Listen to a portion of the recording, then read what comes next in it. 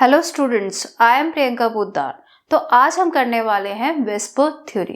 तो VSEPR theory में हम सारे ही स्ट्रक्चर्स समझने वाले हैं और सारे ही कंसेप्ट समझने वाले हैं with the help of animation videos also. So let's start VSEPR theory. तो हम वेस्पर थ्योरी का एक ओवरव्यू लेते हैं। तो सबसे पहला केस है दो इलेक्ट्रॉन पेयर्स का। आप देख सकते हैं कि यहाँ पे दो बॉन्ड पेयर्स हैं और इस स्ट्रक्चर को हम लीनियर शेप कहते हैं। तो अब हम चलते हैं नेक्स्ट केस पे। तो यहाँ पे तीनों के तीनों बॉन्ड पेयर्स हैं और इस शेप को हम कहते हैं ट्रायंगुलर प्लेनर। तो अब चलते हैं हम अपने नेक्स्ट केस पे। तो यहाँ पे भी 3 इलेक्ट्रॉन पेयर्स हैं। यहाँ पे 2 बॉन्ड पेयर हैं और एक लोन पेयर है। तो यहाँ पे टोटल 3 इलेक्ट्रॉन पेयर्स हैं और शेप देखते समय हम सिर्फ बॉन्ड पेयर्स की तरफ ध्यान देते हैं। तो इसका शेप होगा बेंट शेप या वी शेप। तो 3 इलेक्ट्रॉन पेयर के केस में हमारे पास 2 शेप होंगी। तो पहला होगा ट्रायंगुलर प्लेनर और दूसरा होगा बेंट शेप। अब देखते हैं हम 4 इलेक्ट्रॉन पेयर का केस। तो आप इस स्ट्रक्चर में देख सकते हो कि यहाँ पे चारों के चारों बॉन्ड पेयर्स हैं। तो यहाँ पे है 4 इलेक्ट्रॉन पेयर्स और इस शेप को हम कहेंगे टेट्राहेड्रल शेप। तो अब हम चलते हैं अपने नेक्स्ट केस पे।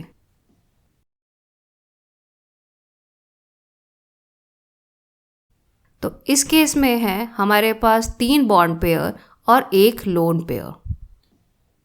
तो यहाँ पे भी हुए 4 इलेक्ट्रॉन पेयर।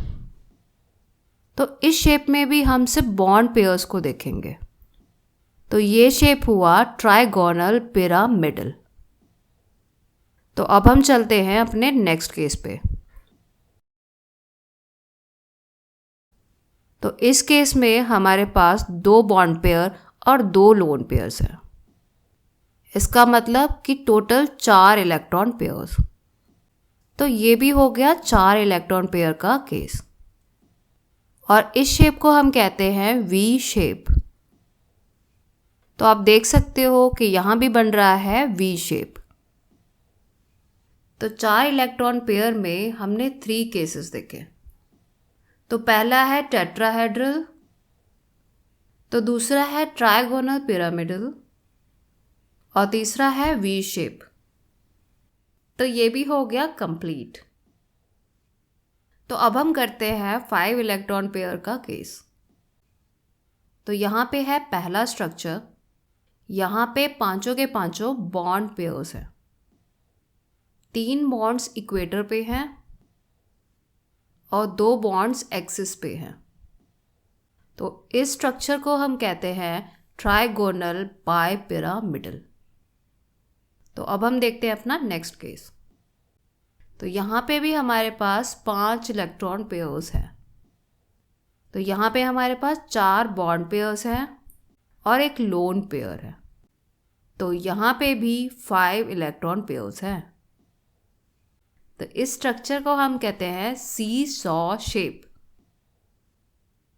तो अब हम चलते हैं अपने नेक्स्ट केस पे।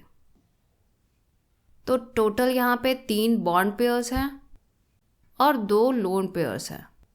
तो यहाँ पे भी टोटल 5 इलेक्ट्रॉन पेयर्स हो गए। तो इस शेप को हम कहेंगे टी शेप। तो अब हम चलते हैं अपने नेक्स्ट केस पे। तो अब यहाँ पे है 3 लोन पेयर और 2 बॉन्ड पेयर्स। तो अगर हम इसका शेप देखें तो ये हमें मिलेगा लीनियर शेप। तो 5 इलेक्ट्रॉन पेयर्स में हमने 4 टाइप के केसेस देखे। तो पहले केस में थे 5 बॉन्ड पेयर्स और इसको हम कहते थे ट्राइगोनल बाइपिरामिडल। और दूसरे केस में हमारे पास एक लोन पेयर ऐड हो गया, जिसके कारण इसका शेप बन गया सी शॉ शेप। और इसके नेक्स्ट केस में एक लोन पेयर और ऐड हो गया, जिसके कारण इसका शेप बन गया टी शेप। और इससे नेक्स्ट केस में एक लोन पेयर और ऐड हो गया, जिस वजह से इसका शेप बन गया लीनियर शेप। तो 5 इलेक्ट्रॉन पेयर में हमारे पास ये 4 केसेस होंगे।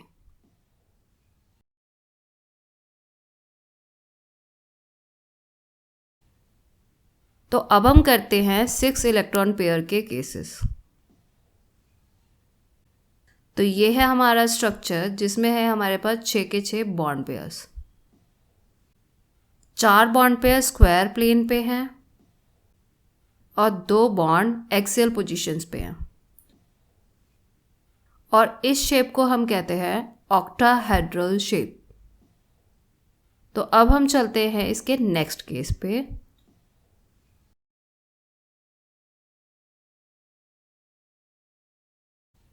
तो इस केस में हमने एक लोन पेयर ऐड कर दिया और इस शेप को हम कहेंगे स्क्वायर पिरामिडल। अब हम चलते हैं अपने नेक्स्ट केस पे।